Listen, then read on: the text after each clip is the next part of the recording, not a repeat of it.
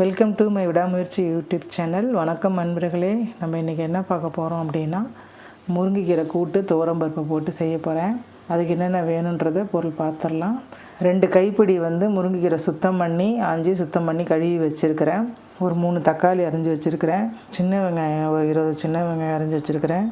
10 பல் பூண்டு 2ஆக கட் பண்ணி வச்சுருக்கிறேன். ஒரே ஒரு தாளிக்கிறதுக்கு வரமிளகா, தேவைக்கேற்ப எண்ணெய், தேவைக்கேற்ப உப்பு, சாம்பார் தூள், கொஞ்சோண்டு குழம்பு தூள் எடுத்துருக்கிறேன்.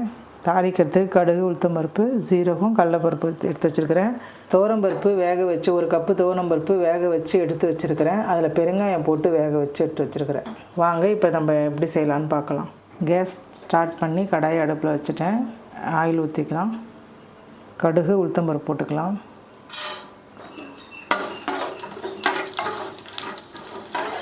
வரமிளகா கிள்ளி போட்டுக்கலாம். இப்போ கட் பண்ண பூண்டை போட்டுக்கலாம்.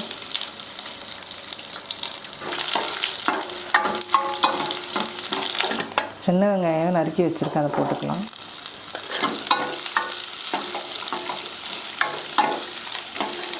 தக்காளி போட்டுக்கலாம்.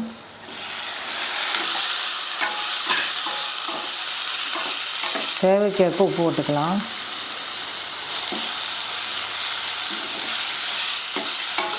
தக்காளி வதங்கிருச்சு.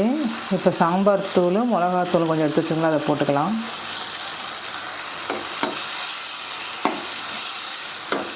மிளகாத்தூள் வதங்கிருச்சு. இப்போ நம்ம முருங்கைக்கீரை போட்டுக்கலாம். முருங்கைக்கீரை ரொம்ப உடம்புக்கு நல்லது. வாரத்தில் 1 நாளாவது சமைச்சதுங்க. முருங்கைக்கீரை அவ்வளோ நல்லது. இரும்பு சத்து உள்ள கீரை இது நீங்கள் சாம்பாராக, கூட்டாக, பொரியலாக, சூப்பாக கூட வச்சு சாப்பிட்லாம். ரொம்ப நல்லது. கீரை வதங்கிருச்சு. கொஞ்சம் தண்ணி ஏற்றி விட்டுட்டு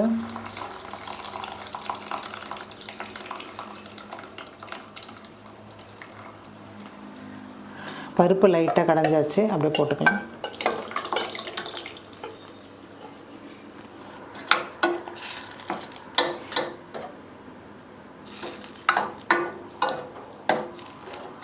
தேவையான தண்ணி உள்ள விட்டாச்சு. கொஞ்சம் நேரம் வேகட்டும்.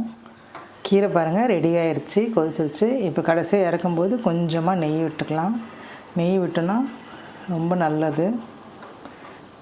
கீரை ரெடி ஆயிடுச்சு. முருங்கைக்கீரை எவ்வளோ சூப்பராக இருக்குது பாருங்கள். நல்லா டேஸ்ட்டாக நல்லா இருக்கும் முருங்கைக்கீரை.